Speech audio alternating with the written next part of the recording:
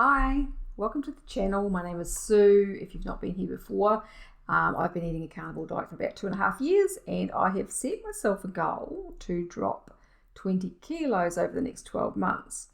This is quite a huge goal for me because my weight loss has been just painfully slow on the carnivore diet, and my weight loss on the scales has basically been stalled for probably 12 months. And I've just been kind of going up and down the same 2 kilos really, apart from recently where I actually gained 2 of the kilos that had been gone for quite a while. My body has still been changing. I'm still kind of getting a bit smaller and, clothes are fitting a little bit better, but, it's just I'm still 20 kilos at least overweight, and I really want to get this weight off. And even though, a lot of people talk about how if your body's healing, it's not going to drop weight, and I kind of get that. And there's been a lot of healing to do in this body, and there's a lot of healing that's been done in this body in the last 2.5 years. But I'm fully aware that, getting rid of at least some of this body fat is going to play a huge role in the way that my body functions and the way that it actually feels. And so I'm kind of just impatient, and I don't think it's being impatient actually at the 2.5 year point.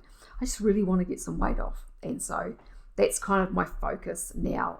If you've not watched any of my earlier videos, I've had a lot of issue with IBS diarrhea and histamine intolerance and oxalates and all of the stuff. And so I've done a lot of videos on that. But now I'm at a point where those things don't really seem to be too much of an issue. And so that's why I kind of think, right, it's time to really focus on getting this weight off. Now, I've come to the conclusion that there's probably a few things going on in my body that are preventing my weight loss, or playing a role in the lack of weight loss.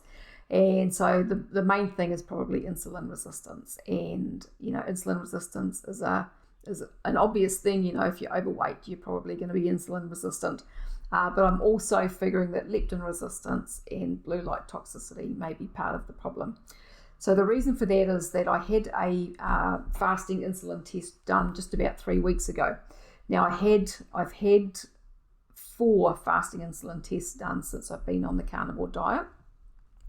I use Ken Berry's Common Sense Labs book to gauge where I'm at when I have my blood tests done. I've got a link to Ken's book under the video if you want to go and check that out. And so in his book it says that fasting insulin is very good at a very good level between 2 and 8 IU per milliliter, and then the optimal range is under 5. So ideally you want to be under 5 IU. Now, when I had my first fasting insulin test done, that was in September 2023, and I came in at 11.8 IU. And then in February of this year, 2024, I had another one done, and I came in at 10.9 IU, and I was quite happy with that. I was like, yay, it's going down. I'm only 2.9 above the very good range. So, yeah, I'm heading in the right direction. Then in April, I had another one done, and I came in at 15.1 IU. So it had actually gone up. And I didn't understand what was going on. I had been doing a high-fat version of carnivore and eating more often, and I thought maybe that was what the problem was. And so I stopped at that point with the high fat, and I just was confused about the whole thing. And now I've spoken in my most recent video about the reasons why I think that might have happened now that I've learned about the blue light toxicity side of things. And I think that it was probably because I was spending so much time inside and at the computer and, with LED lights and all the rest of it. And so I think that was a big part of the problem. Now, I've just had my most recent fasting insulin test done, and it's come in at 14.5. So it's gone down very slightly, but that's over a 6-month period. So I don't know whether that is because I have been spending a bit more time outside just recently since we've moved into this house.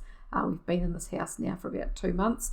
And so that may be why it's gone down, but I'm not really sure. So as far as I'm concerned, my insulin should be coming down. I'm not eating any carbs, sometimes no carbs, sometimes a little bit. I tend to, especially through winter, I wasn't eating really any carbohydrate apart from a little bit of kimchi and the carbs that were in, my eggs and things like that, the animal foods that I was eating. But what I've learned just recently is that blue light toxicity can cause insulin resistance even when you're not eating any carbohydrate. So I'm wondering if this is affecting me, and it can also affect leptin resistance as well. So leptin is always going to be higher when you're overweight because it's released by your body fat cells, your fat cells in your body. And so leptin resistance is more likely to be a thing, and I'm pretty certain that it's a thing for me because my hunger signaling is a bit broken, and I've spoken about that in my last video as well. So blue light toxicity is really something that's on my mind right now, and I may be on yours as well if you're watching this video. So I just want to let you know that this video is brought to you by BondCharge. BondCharge are continually innovating and revolutionising new products, such as their blue light blocking glasses, circadian friendly lighting, red light panels, and infrared sauna blanket, PEMF mats, EMF protection, and cold massage tools, to bring you best-in-class products that will help your well-being, all under one trusted brand. You can check out their amazing range at the link below and use my discount code SUW15 to get 15% off your order. Now let's get back to the video. So what am I doing to fix this problem? I have been listening to Sarah Kleiner from Sarah Kleiner Wellness, and I've also been listening again to Stephanie Person. Now, Stephanie, as I've spoken before, I've kind of been in two minds about her information, in the past, because she was kind of going against what a lot of the carnivore community was saying. But then going back and revisiting some of her things, I'm like, maybe she is onto some things, and the evidence that's in her and her health and her well-being at her age kind of makes me think that she's on the right track. And so I'm wondering if my problems are somewhere in between what both of these ladies are talking about, because Sarah is talking about the whole blue light thing, circadian rhythm, and getting enough UV light from the sun and everything, the way that affects our hormones and the way it affects our microbiome. And then Stephanie's talking about eating too much protein and not enough fat, maybe keeping a little bit of fibre in your diet, and not fasting, those sorts of things, because it can all mess up your hormones and your gut. And she's talking about your liver and your gut, and these have all been issues that I know that I've had problems with, and this has all been part of my recovery so far. So when I listen to Stephanie, I kind of think, she's talking about people like me who have had all these things going on. And so I kind of wonder whether a big part of my problem has been not only the blue light, but the intermittent fasting, just fasting too much for too long for my body, and then maybe, too much protein and not enough fat, because I had been eating really large helpings of protein, and because my satiety signaling's been all messed up, it's been quite a lot of protein every day, pretty much every day since I've been on carnivore. So listening to both of those, I've kind of started from Sarah's information, making sure that I get out every morning and getting the sun's rays in my eyes, not long after getting up and before I look at any screens or anything like that, and also getting out at night time and watching the sunset, so sunrise and sunset outside, and just generally getting outside more during the day, trying to.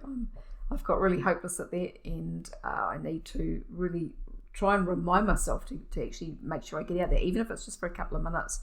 But ideally, I'd like to be able to get out in the middle of the day sometime and really get some sun exposure over most of my body, if we ever get any consistent sunshine, because here in New Zealand, the weather is a bit all over the place, and we pretty much have grey sky and cloud and a bit of rain and a bit of wind most days, even at the moment, even at the beginning of summer. So fingers crossed we get some better weather through summer.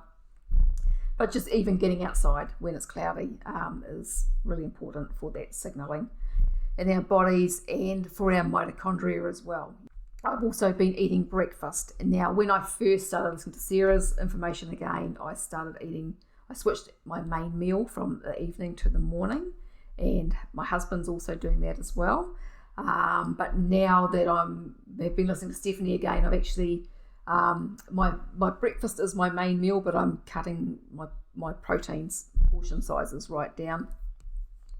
And Stephanie talks about how she recommends that if you try eating an amount of protein at a meal, and then measure your blood glucose 2 hours after and see where that's at. And she recommends that your blood glucose should be below 4.8 2 hours after your meal. Now, that hasn't happened for me at all yet.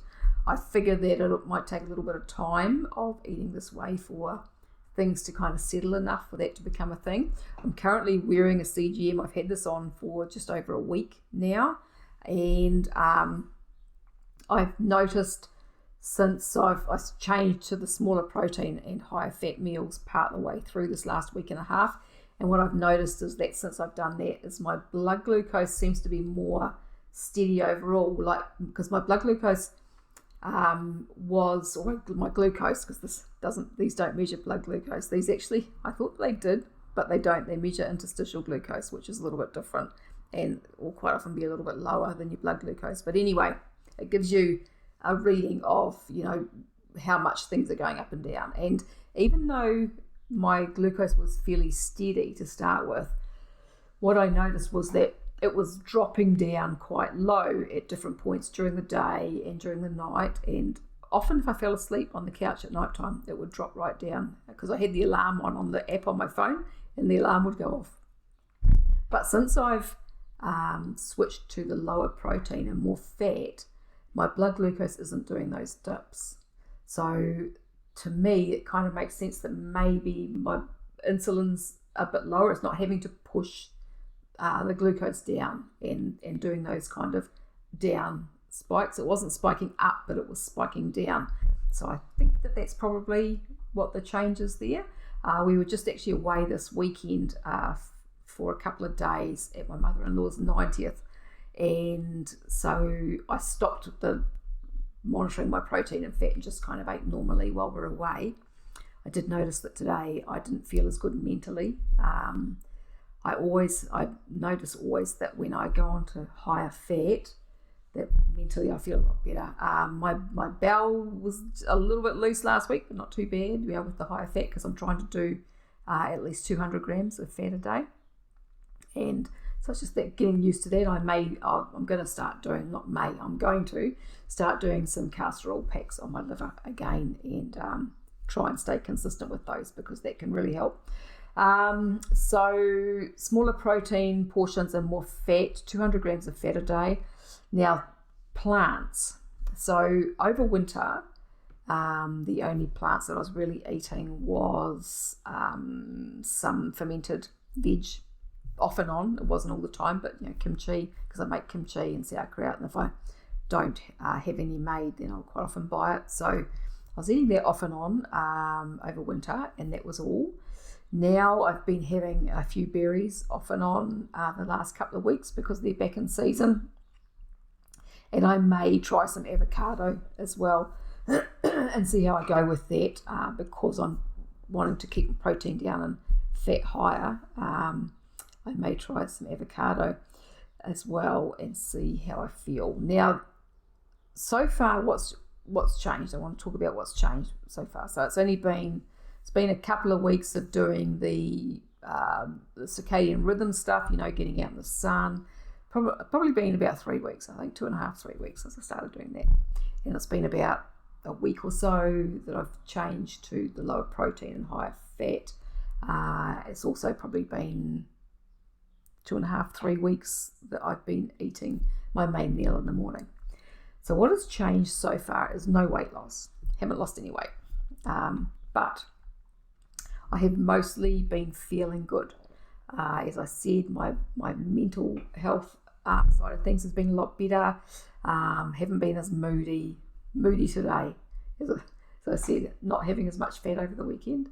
I was feeling a little bit kind of like a bit of a funk today. But last week, my mood was really good, and I've been sleeping really well, not having to get up to go to the toilet during the night most of the time, whereas before I was having to get up usually once during the night. And so just, not having that main meal at night time seems to be making a difference there. And I have noticed that I am getting full when I'm eating.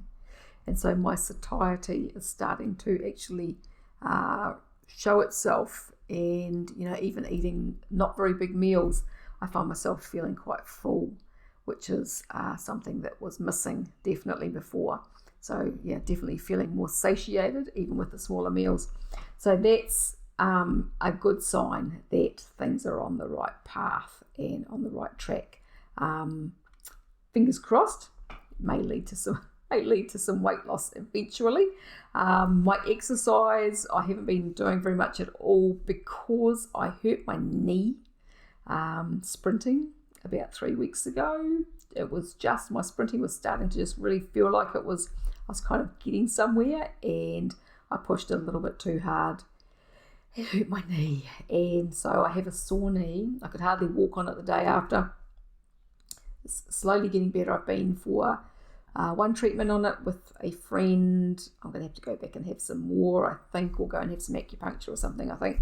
And I've also got a sore arm from when we moved house, so it kind of makes it a little bit of a challenge at the moment to do my chosen forms of exercise, which have been sprinting, aerobics, and some yoga, or I could do some weights, but I can't lift the weights. I can't do any squatting because of my knee. So I don't know, I'm going to have to get a little bit inventive there. I think I've been getting back on the rebounder a little bit because I couldn't do that before because of my knee. So yeah, I was hoping that it was going to be good and I could start sprinting again this week, but that ain't happening. So that's kind of where I'm at with all of this, and yeah, just trying to fix my leptin levels, trying to fix my insulin resistance, and get some weight off. So if you've got any comments or questions or suggestions or anything like that, pop those below. If you like the video, make sure to subscribe, like and share, and I thank you very much for watching, and I will talk to you again another day. Goodbye for now.